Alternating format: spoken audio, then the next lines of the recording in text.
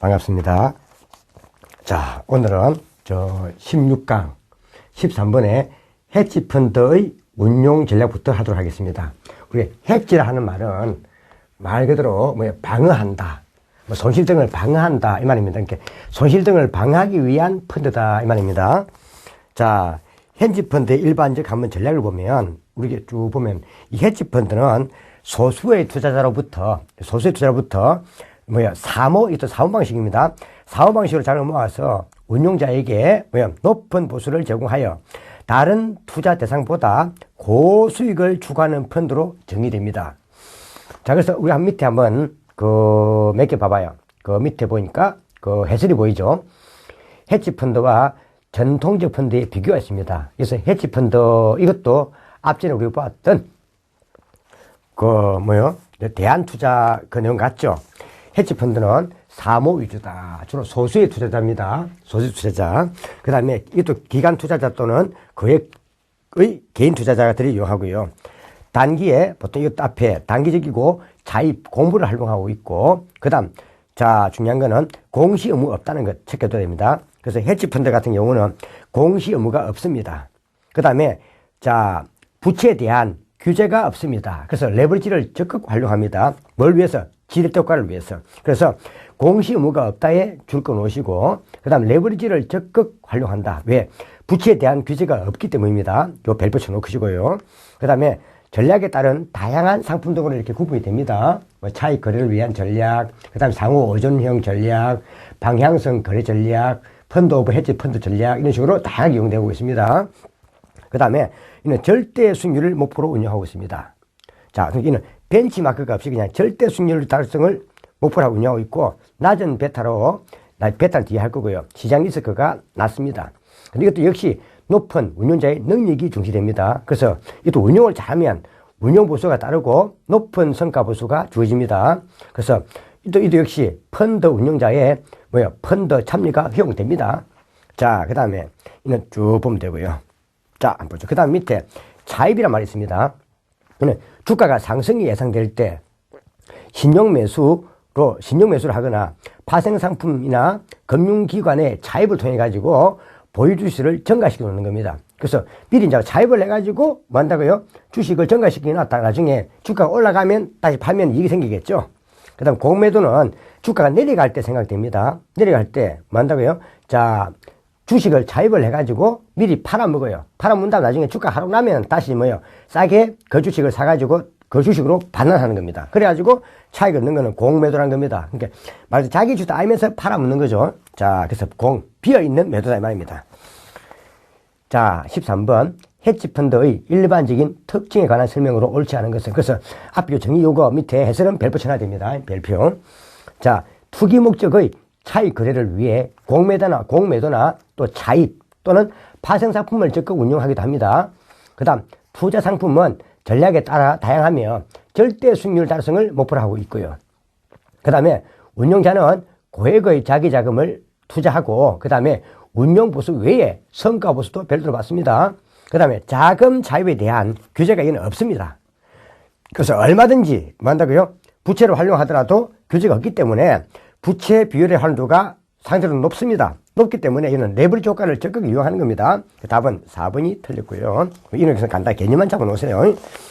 자, 다음 15번 헤지펀드의 운용 전략에 관한 설명으로 옳지 않은 것 해놨습니다. 밑에 해설이 있죠. 말 그대로 우리가 이 차익 거래, 이는 시장 변동성을 중립화시키는 겁니다. 시장 변동성을 중립화시켜가지고 하는 건데, 이는 주로 시장의 비효율성에 근거하고 있습니다. 시장의 비효율성에 근거를 두고 있습니다. 그래서 전환사채의 차익 거래인데, 말 그대로 전환사채가 뭐죠? 말 그대로 요 사채를 주식으로 전환시킬 수 있는 사채가 전환사채라고 했습니다. 그래서 이거는 일시적으로 좀 저평가된, 즉 평가가 저평가된 전환사채, 즉 BW 전환사채를 갖다가 이거 말 그대로 이거는요, 자 매수를 합니다. 매수를 해가지고 나중에 저평가된 거죠. 다시 이제 한다고요. 이걸 기초자산인 주식을 매도하는 겁니다. 자, 여기에 저평가된 이걸 매수를 해가지고 다시 뭐 한다고요. 자, 주식을 전환 뭐 하는 거예요? 주식 바꿀 수 있는 거죠. 주식을 매도하는 겁니다. 매도해가지고 차익을 얻는 거는 전환사채 차익 거래를 하는 겁니다. 그 다음에 채권 차익 거래가 있는데 이거는 채권을 사가지고 차익 거래를 누리는 겁니다. 주로 보통 이거는 우리가 채권 수익률 곡선을 이용해서 많이 하죠. 그래서 이거는 채권들 간의 가격 스프레드를 이용한 전략입니다.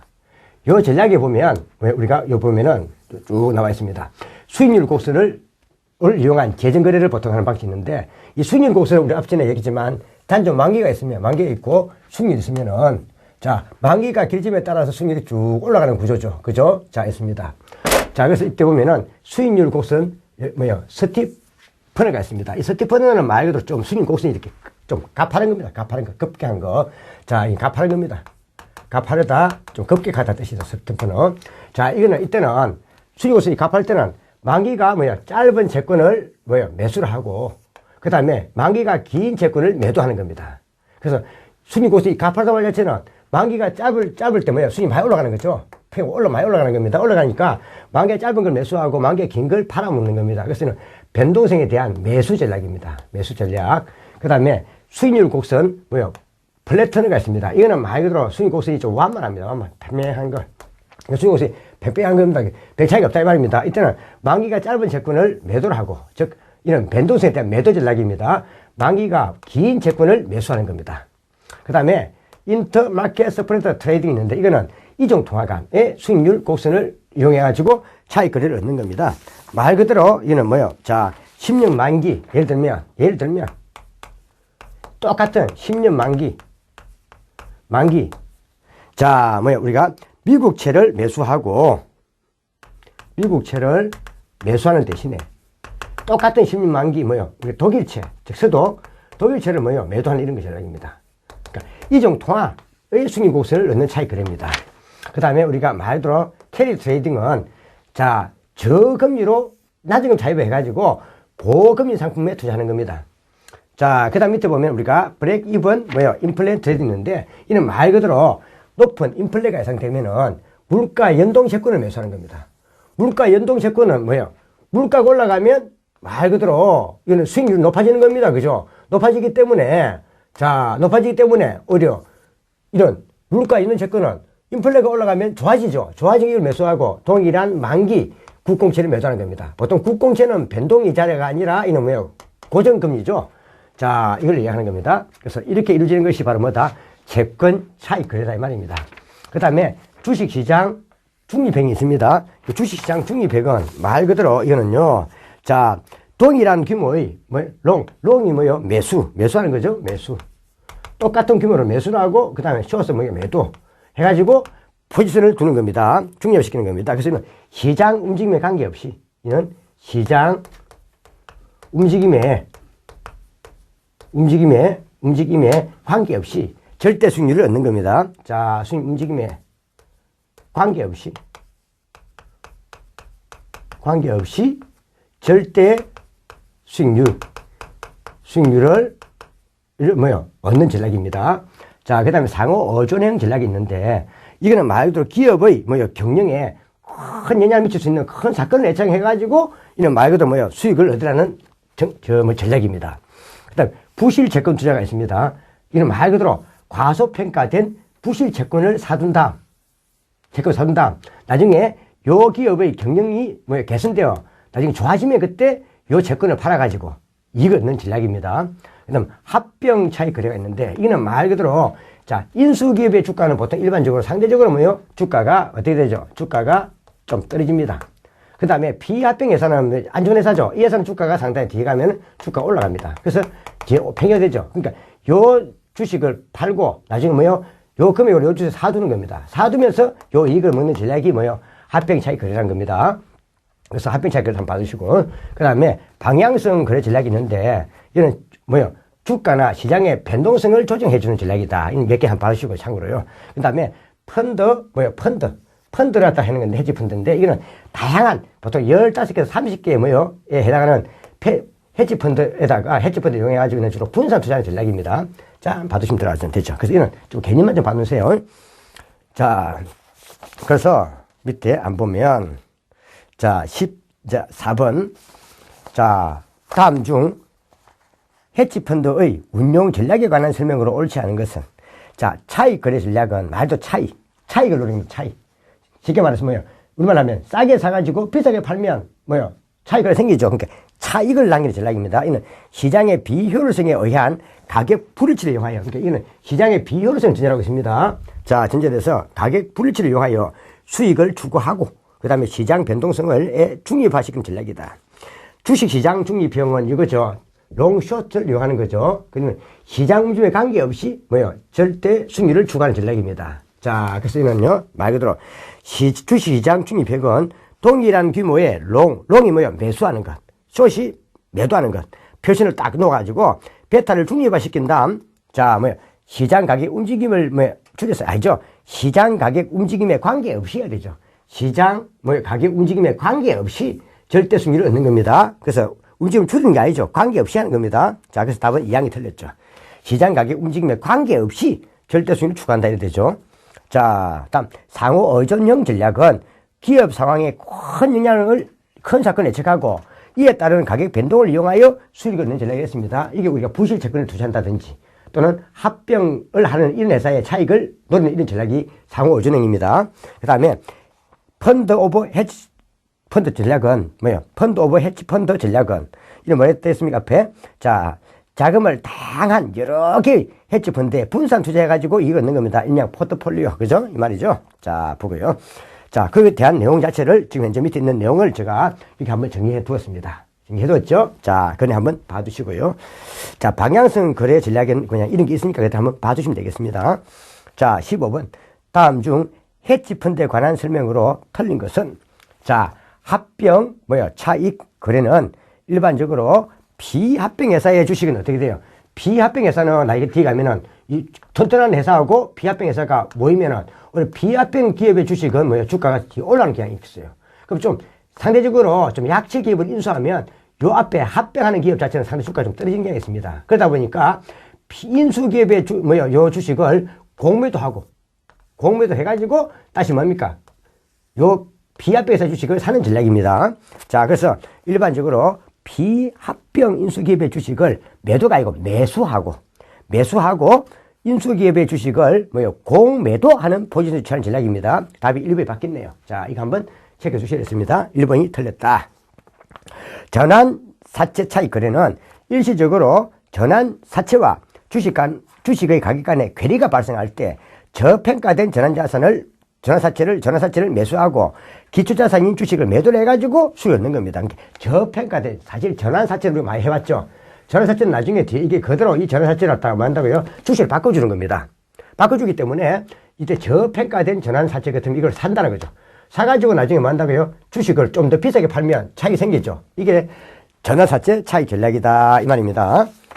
다음, 자, 롱숏. 롱이 뭐예요? 롱이 매수. 자, 숏이 뭐예요? 매수 포지션을 선택한 개별 주식은 주가 상승 시에 시장 이자보다 높게 상승해야 되고, 주가가 높게 올라가야 됩니다. 주가 하락시는 시장보다 낮게 하락된다. 이걸 전제라고 있는 겁니다. 전제. 이거 참고보세요. 자, 부실 채권 투자 전략은, 자, 경영이 극히 어려워 저평가된 부실 기업 채권을 매입하여 보유한 후에 경영 여건이 개선되었을 때 다시 팔아가지고 이익을 얻는 전략이다. 이는 어디 들어가 있습니까? 부실 채권 전략 이거죠. 그러니까 상대적으로 과소평가된 부실 채권을 사가지고 나중에 싸게 산다는 거죠. 싸게 사가지고 나중에 기업 경영이 개선돼가지고 자, 가치가 올라가면 그때 팔아가지고 이익을 남긴다 이 말입니다. 채권 등에 대해서. 다음, 자, 10번. 다음은 채권 차익 거래에 관한 설명이다. 가장 적절치 않은 것은 요거는 이 내용이네요. 자, 앞에 수익률 곡선 등을 이용한 요 채권 요겁니다. 요게 좀 많기 때문에 제가 좀 중요하기 때문에 다 별도 빼놨습니다. 자, 반응초. 자, 채권 차익 거래. 자, 일더 커버가 이게 말대로 채권 수익률 곡선이죠. 자, 채권 수익률 곡선 자체가 뭐 한다고요? 말도 스티퍼너가 뭐야? 가파르다 급격하다 이 말입니다. 자, 가파르다 급격하다 이 말입니다. 이런 경우는 급비한 경우는 만기가 짧은 채권을 매수를 하고 만기가 긴 채권을 팔아가지고 팔고 그러면서 벤도스에 대한 매수제를 취함으로써 이익을 얻으려는 거죠. 자, 그래서 이거는 수익률 곡선이 급격히 예상이 되면 단기채를 매수하고 장기채를 매도하는 전략으로 해가지고 하는 변동성에 대한 매수 전략입니다. 자, 그 다음, 자, 순위일 곡선 플래터너, 이거는 팽팽한 겁니다. 그래서 순위일 곡선이 완만히 예상되면 장기채를 뭐 한다고요? 장기채를 거꾸로 이거는요, 장기채를 매수하고 만기가 짧은 채권을 매도하는 변동성에 대한 매도 전략입니다. 자, 그 다음에 브레이크 이번 자, 인플레이션 트레이드. 자, 이거는 그죠? 이 경우는 자, 어떤다고요? 이거는 물가 상승이 높게 예상이 되는 경우입니다. 이때는 이 고정금리가 하고 변동금리가 있는데 오히려 변동금리, 물가 변동이 연계한다 이 자체가 말 이게 변동금리죠. 변동금리 채권을 사놓으면 그만큼 금리가 올라가잖아요. 올라가기 때문에 물가 연동 채권을 매수를 하고 대신 고정금리가 적용되는 요 국공채를 매도하는 겁니다. 쉽게 말하면 동일 만기에 국공채를 매도하고 그 돈으로 뭡니까? 물가 연동 채권 자체를 매수하는 이 전략이라 이 말이죠. 자, 이게 브레이크 이번 인플레이션 트레이닝입니다. 자, 그래서 다음은 이게 틀렸네요. 자, 높은 인플레가 예상될 때는 인플레가 발생할 때 그대로 뭡니까? 금리가 올라가는 물가 연동 채권을 매수를 하고 동일 만기의 국공채를 매도해야 되죠. 자, 그래서 요 분 자체는 3번이 틀렸네요. 자, 그 다음에 우리가 캐리 트레이드 전략은 낮은 금리로 자금을 조달하고, 그럼 말 그대로 이건 자, 금리가 싼, 우리가 흔히 말하는 어떤 것들요? 자, 제1금융권에 자금을 차입을 해가지고 이걸 고금리 상품에 투자하는 겁니다. 자, 이걸 우리가 캐리 트레이드 하죠. 보통 이게 우리 잘, 어디서 말합니까? 보통 보면 요즘 우리 비슷한 게 이런 게 있죠. 이게 우리가 흔히 요즘 보면은 무슨 뭡니까? 금융 있잖아요. 무슨 금융. 이런 데서 합니까? 은행에서 싸게 이자 돈 빌려와가지고 그 돈 가지고 일반 사람들에게 좀 신용이 조금 약한 사람 돈을 빌려줘가지고 이자 높게 받아먹잖아요. 이게 자, 이런 겁니다. 캐리 트레이드 같은 거죠. 자, 다음. 그래서 16번 답은 3번이 되겠고, 그 다음에 이제 이런 것들하고 조금 좀 봐놓으세요. 조금씩 봐놓고 어렵게 보지 말고 개념 봐놓으세요. 어렵게 안 놓으니까.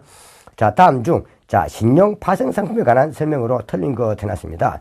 신용 부도 스왑이란, 이 신용 부도 스왑, 이게 말 그대로 CDS입니다. CDS 줄이면 CDS죠. CDS 되겠죠. 신용 부도 스왑. 자, 이 말은, 자, 지금 현재 우리가 이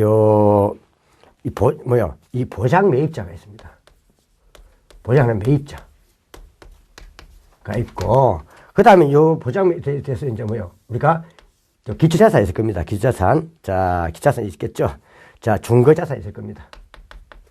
중거자산이 있을 겁니다. 그 다음에 이제 이 자산을 보장하는 이 매도자 있겠죠. 보장 매도자. 기초자산의 매도자. 보장 매도자가 있을 겁니다.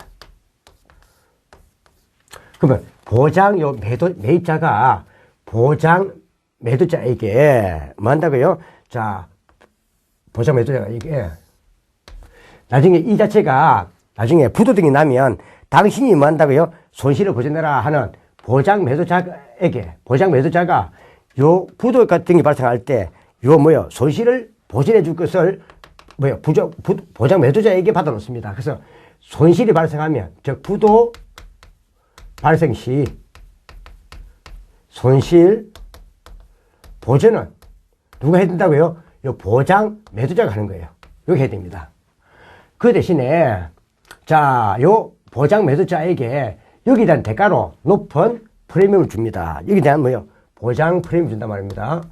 보장 프리미엄을 줍니다. 그럼 이 보장 프리미엄 누가 먹는다고요? 보장 매도자가 먹는 겁니다. 그럼 보장 프리미엄 누가 준다고요? 보장 매입자가 주는 겁니다. 보장 매도자에게. 자, 이렇게 이루어지는 게 바로 신용 부도 스왑인 말 그대로 이게 바로 CDS라는 겁니다. CDS에서 이루어집니다. 이게 우리가 보장 부도 스왑입니다. 그래서 보장 매입자가 보장 매도자에게 프리미엄을 지급하고 중거자산에 요 신용 위험을 그대로 분리해가지고 보장 매도자에게 이전해 준다는 겁니다. 그러면 결국 보장 매도자는 보장 프리미엄을 먹은 대신 부도가 발생하면 요 손실을 보전해 줘야 됩니다. 자, 이 말입니다. 그 1항이고요. 자, 이게 CDS라는 겁니다. 자, 다음. 자, CDO 나왔습니다. 한번 보세요. 자, 이게 제가 한번 정리를 해놨는데, 요 CDO 자체인데, 이게 말도 부채 담보부증권입니다. 부채 담보부증권. 이게 부채 담보부증권이죠. 부채 담보부 정권입니다. 부채, 담보부 정권입니다. 말 그대로, 자, 은행이 가지고 있는 요 부채, 요 자체를 뭐요? 담보를 해가지고 새로 발행한 정권입니다. 자, 그 다음에 우리가 CLN CDO가 있는데, 이거는 말 그대로, CDO는 CDO인데, CLN이 붙었습니다. 이거는요, 신용 연계 채권에 관계된 CDO입니다. 신용 연계 채권과 연계된 CDO입니다. 그 다음에 말했던 점, 이거는요, 자, 신용 앞에 합성 CDO가 있고요. 자, 그러면은 되게 재밌는 것은, 그냥 크게 보지 말고, CDO, 부채담보 채권은, 자, 자산은 부외자산으로 이전됩니다. 자산은 부외자산으로 이전됩니다. 자, 그래서 자산은 부외자산으로 이전된 것은 CDO입니다. 근데 자산은 그대로, BS에, 즉, 재무상대표에 그대로 잔존해 있는 것은 CLN CDO와 합성 CDO입니다. 그 다음에, 자, 또 한 개 더, 고객 동의가 필요한 것은 뭐다? 자, 고객 동의가 필요한 것은 CDO입니다. 근데 CLN CDO나 합성 CDO는 고객 동의가 필요 없습니다. 근데 한 가지 중요한 거는 요 중에서 자, 이 CLN 신용연계채권의 발행은행의 신용등급이 중요한 거는 뭐다? 이는 CLN CDO입니다.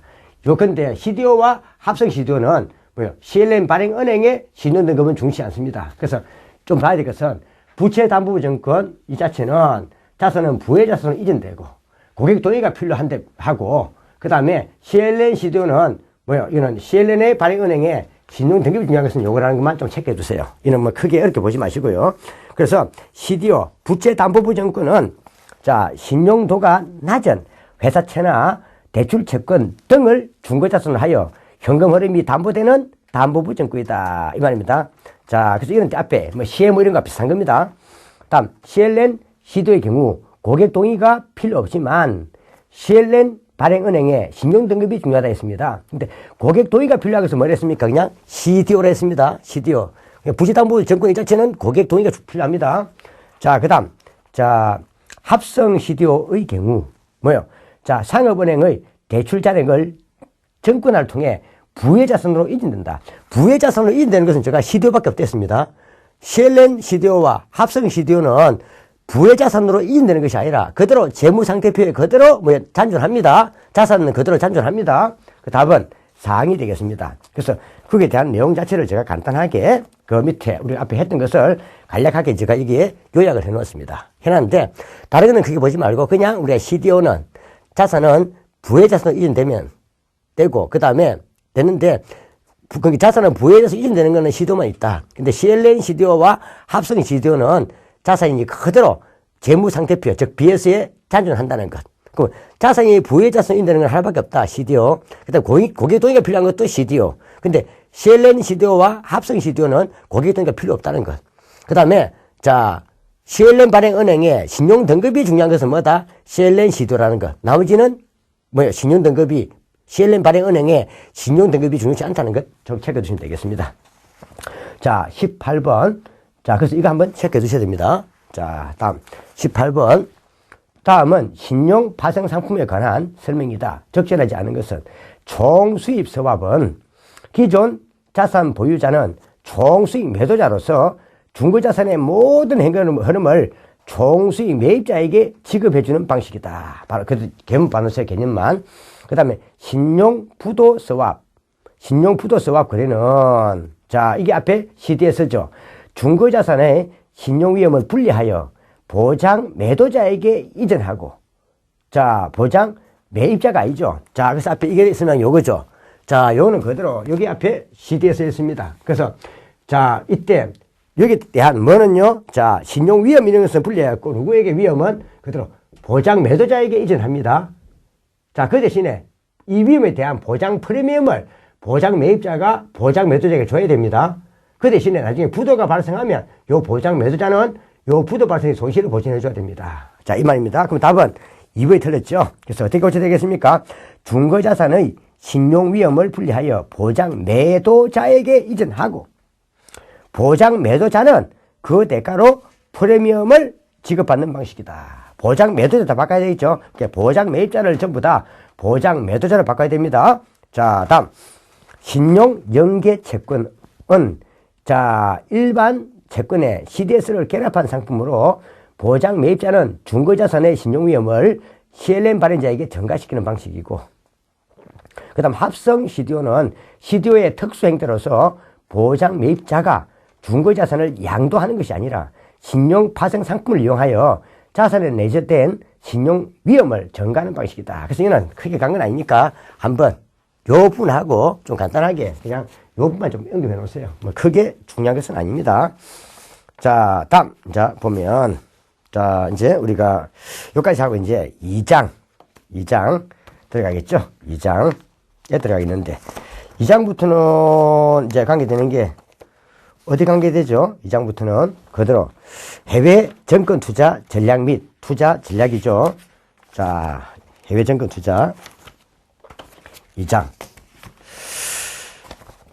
자, 한번 보죠. 2장 해외 정권 투자 및 투자 전략.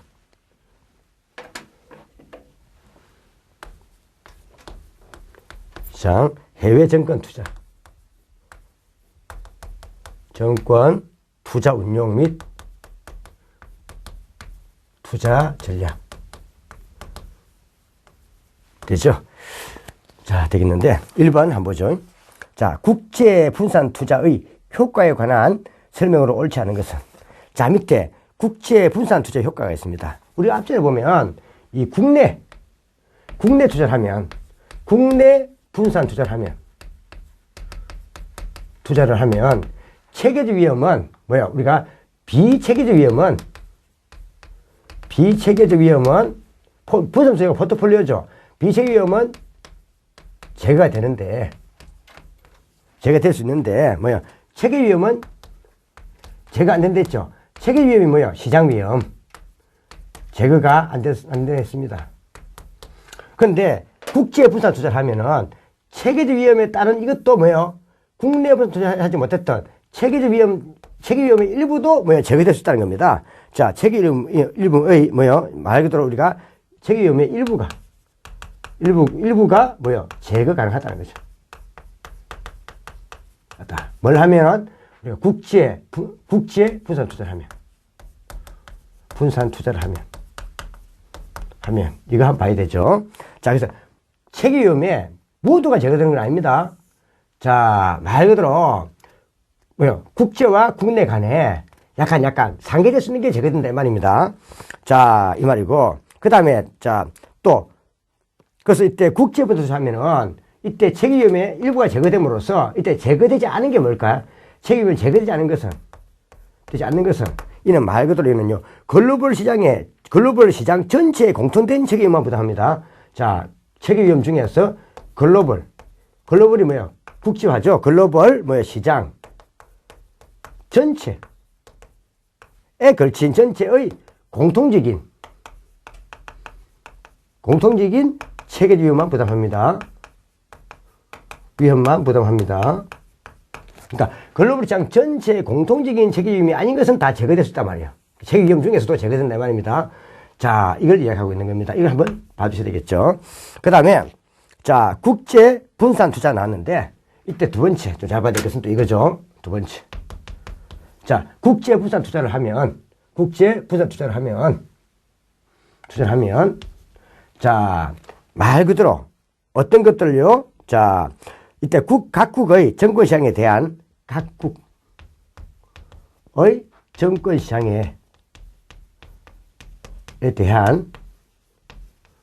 상관계수가 뭐요?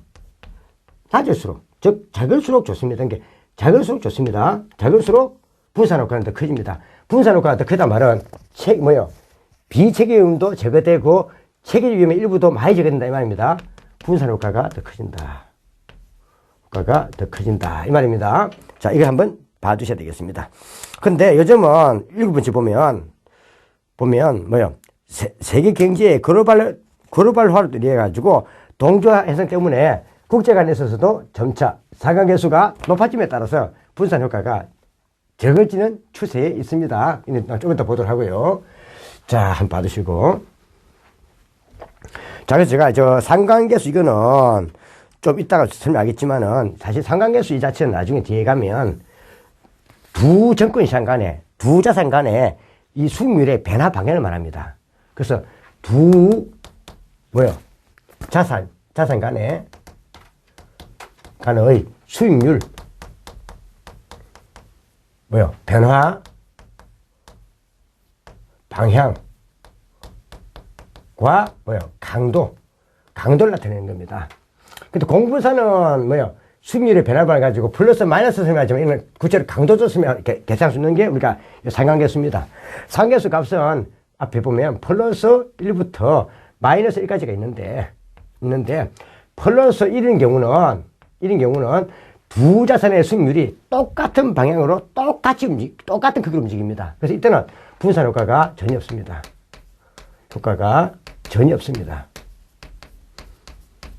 여기서 상황에서 풀어는 안 놓으니까 결과 보면 되겠습니다. 분산 효과가 전혀 없다. 체계 위험은 전혀 제거되지 않는다 이 말입니다. 비체계 위험은 전혀 제거되지 않는다 이 말입니다. 근데 만약 이게 근데 이 상계수가 플러스 1보다는 일단 작으면 개수가 작고 그 다음에 적으면 일단 이러면요 분산 효과는 있습니다. 있는데 자 분산 효과 이 마이너스 1이면은 분산 효과가 가장 큽니다. 효과가 가장 크다 이 말입니다. 자 그래서 플러스 1만 아니라면 분산 효과는 나타납니다. 근데 분산 효과는 값이 마이너스 1에 가까울수록 더 크다는 것만 체크해 두시면 되겠습니다. 나중에 또 이것도 이해할 거니까 한번 봐주시기 바랍니다. 자, 그래서 1항 국제 분산 투자를 1번 국제 분산 투자의 효과에 관한 설명으로 옳지 않은 것은 자, 국제 분산 투자를 하면 국내 분산 투자를 통해 제거할 수 없었던 체계적 위험의 일부가 제거될 수 있습니다. 자, 다음 국제 분산 투자를 하면 개별 국가의 고유 위험은 제거되고 글로벌 시장 전체에 공통된 체계적 위험만 남게 됩니다. 글로벌 시장 전체에 공통된 체계적 위험만 부담하면 되겠습니다. 자, 다음 국제 분산 투자의 효과를 결정하는 가장 중요한 요인은 각국 주식시장의 움직임이 어떻게 움직이는가에 대한 상관관계에 정도했습니다. 자, 상관관계가 상관관계를 나타내는 계수가 상관계수입니다. 자, 다음 자, 국제 분산 투자의 효과는 각국의 정권시장에 대한 상관계수가 높을수록이 아니라 마이너스에 가까울수록 즉 낮을수록 더 높다 했습니다. 자, 한번 봐주시겠습니다. 답은 상이 되겠네요. 그래서 국제 분산 투자의 효과 이거는 특히 요거 위주로 해가지고 꼭 정리해 두셔야 됩니다. 중요합니다. 그래서 별표 해놓고 정리해 두셔야 돼요. 자, 2번 체계적 위험으로 본 자, 국제 분산 투자에 관한 설명으로 적절하지 않은 것 해놨습니다. 자, 국내 정권과 국외 정권에 분산 투자를 하면 효율적 투자선이 좌상방으로 이동한다. 그만큼 뭐 한다고요? 자, 체계적 위험뿐 아니라 비체계 위험뿐 아니라 체계 위험의 일부도 제거되기 때문에 효율적 프론티어가 좌상방으로 이동한다 이 말입니다. 다음, 국제 간의 투자자는 자국의 포트폴리오와 투자 대상국 간의 대상국 시장 간의 상관계수에 의해 체계 위험을 인식하면 됩니다. 자, 세계 주식 시장이 완전 통합이 되어버리면은 국제 간의 분산 투자를 하더라도 추가적 분산 투자 이점을 누릴 수가 없습니다. 자, 완전 통합이 되어버리면 이는 뭐가 되겠습니까? 수익률의 변화 방향 자체가 결국 같다 이 말이죠. 같기 때문에 이때는 분산 투자 하더라도 효과가 없다 이 말입니다. 자, 추가적 분산 투자 이점을 누릴 수 없다 이 말입니다. 그래서 이거는 왜 그렇겠습니까? 각국 투자자가 자, 인식하는 체계적 위험이 똑같기 때문이다. 그래서 이거는 이유가 뭐다? 자, 만약에 세계 주식시장이 완전 통합이 되면 어떻게 되어볼까 하면은 각국